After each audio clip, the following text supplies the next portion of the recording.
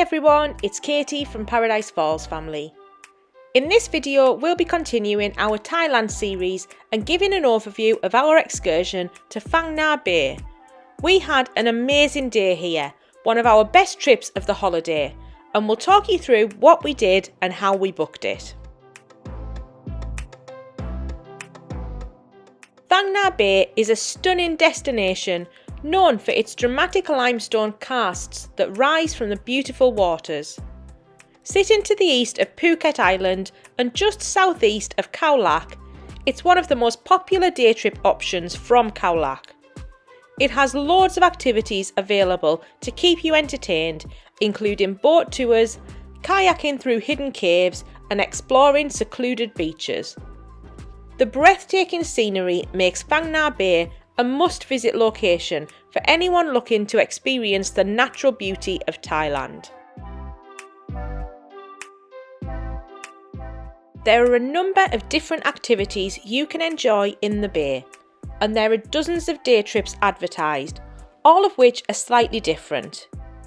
We sifted through these on Viator and Get Your Guide, and it seemed to us the most popular activities were firstly the James Bond Island, visiting the floating village Koh Panyee, canoeing through caves, visiting the Golden Buddha statue at Suwankuha Temple, also known as the Buddha Temple Cave, and seeing the monkeys there, and the Samet Nangshe Viewpoint. We wanted to try and fit all of this into our day, and we just couldn't find one that ticked all of these boxes.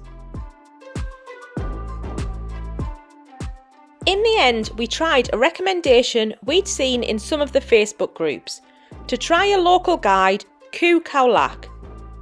This company aren't on Viator or Get Your Guide, but have a range of standard tours on their website, or you can contact them to arrange a bespoke private tour. We initially weren't too keen on a private tour. If the guide isn't great, you're a bit exposed, particularly with the kids. However, we decided we'd try and give it a go to fit the day to our preferences. We messaged Koh Khao Lak and quickly arranged a private tour over Facebook Messenger. They were really responsive and helpful and came up with a brilliant price of 9,500 baht, which is around £215. For a private tour, which you normally pay a premium for a family of 4, this felt like incredible value. This included all transportation, lunch, snacks and entry fees, and the cost was payable in cash on the day. We agreed a pick-up time of 8 AM, finishing by around 5 PM, so a 9-hour day, which felt about right. The tour in the end was based off their standard tour, but with a stop at Samet Nangshe tagged on at the end. We reconfirmed pickup the day before on Facebook just to make sure, and were picked up on time at 8 AM in a minibus. The bus was lovely and clean, very roomy, and it was a very comfortable journey to the bay. We headed south for around an hour and a half, stopping at a 7-Eleven along the way for a toilet stop and snacks. Our guide was really friendly, offering us free drinks, talking about the tour and what we'd be getting up to.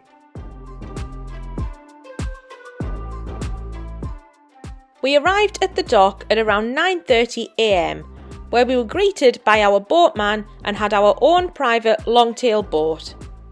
We were helped aboard and then enjoyed a lovely ride through the mangroves and waterways. It was fascinating scenery, feeling like we were really out in the wilderness. Our guide told us all about the native wildlife, including a pod of dolphins that live in the bay, as well as snakes and water monitor lizards, which we were fortunate enough to spot. We took a little detour through some amazing caves and then headed on to James Bond Island. This is the island in the bay where they filmed the James Bond film The Man with the Golden Gun, and it's been famous for this ever since, attracting a huge amount of visitors. The journey took around 40 minutes to get here from the dock, and then we pulled up onto the beach on the other side of the island. From here, our guide took us ashore, and it was just a few minutes to walk to the other side of the island, up some steps and down again. Not particularly even, but not far at all. There were some good photo opportunities and views of the bay on the way, and then you go down onto the beach itself. It's very busy, so not quite as idyllic as you may imagine with all of the crowds, but it's still really cool to see, and you can get some great pictures of the rock formation in the bay.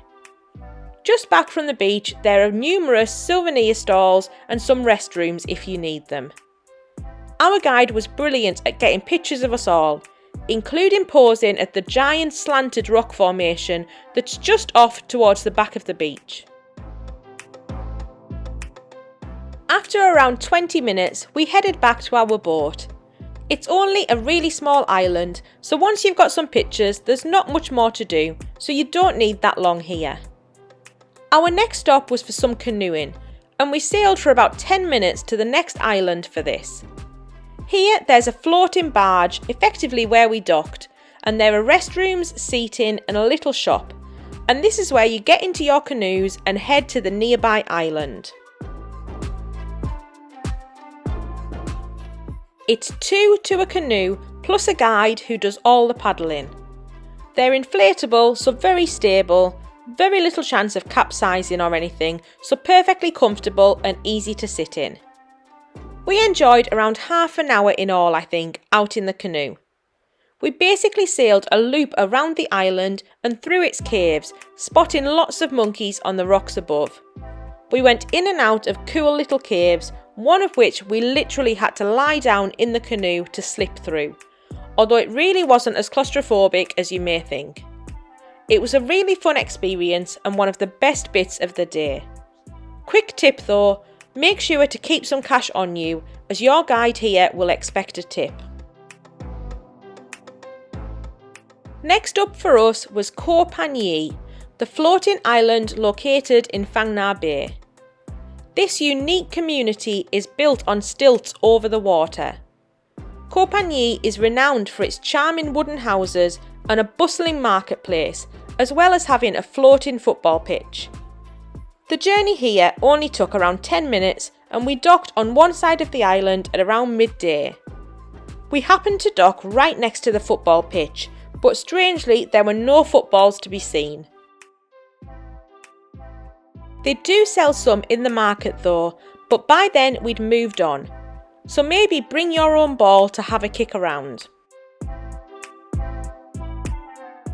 Our guide walked us through the town and the market, showing us the local school, marketplace and post office etc, which was all absolutely fascinating. It's a real warren and a maze, so be careful not to get lost. You quickly forget that you're walking above water, but you do occasionally see through the slats below.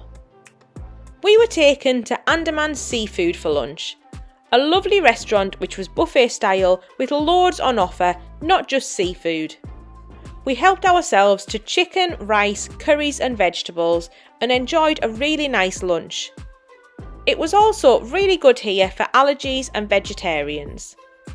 It was nice to refresh a little on such a hot day, and we spent around an hour and a half on the island in total. This was our last stop in the bay itself, so after lunch we enjoyed the boat trip back through the mangroves, taking about 30 minutes in all.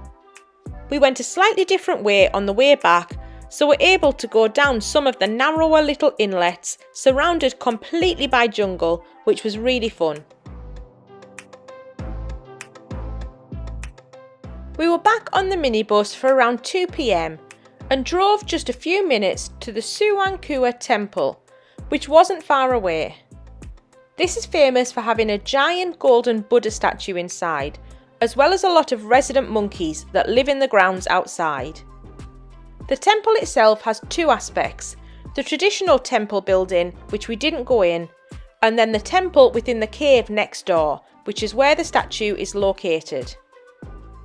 Our guide instructed us that we didn't need to cover our knees, but to cover our shoulders when we went in here. Our guide showed us around, explaining the Thai culture and religion. The cave is pretty spectacular, with statues and shrines dotted around. It really is very impressive. We then headed back outside to see if we could spot some monkeys. If you carry on past the entrance to the temple, we soon found the monkeys up in the trees. There was a huge crowd of people, some of which were feeding the monkeys and unfortunately not giving them a lot of space, so it was a little bit raucous. Still, it was really nice to see them from a safe distance. We were probably at the temple for around 40 minutes in all, and then headed on to our last stop at Samet Nangshe, around 40 minutes away. This is one of the most spectacular viewpoints in all of Thailand, so we really wanted to make sure we caught this while we were here, even though it was a little bit out of the way. There's also a glass skywalk here now, which is a glass viewing platform that looks really cool, as well as a restaurant and a hotel. We didn't visit these though, and just went to the traditional viewpoint. There's a small car park at the bottom of the hill, and then you pay a small fee. Ours was included with our tour, to ride a tuk-tuk up to the top. It was pretty steep, so definitely worth it to save your legs in the heat. At the top of the hill there's a small cafe and restrooms, and a large deck looking out over the bay. The views are absolutely stunning, just amazing, and we got some lovely pictures from up here. It was definitely worth the trip.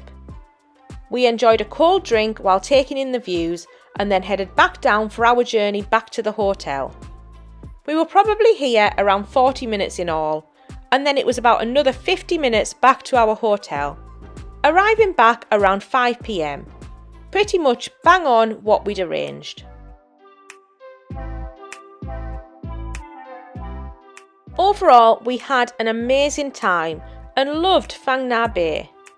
It's one of the easier day trips you can do, as it's closer than say Khao Sok National Park or the Phi Phi Islands, so make sure to check this out if you're visiting. We were also incredibly impressed with the tour itself. Our guide was fantastic. She was very friendly, looked after us really well and made sure we had a great day. Everything ran like clockwork.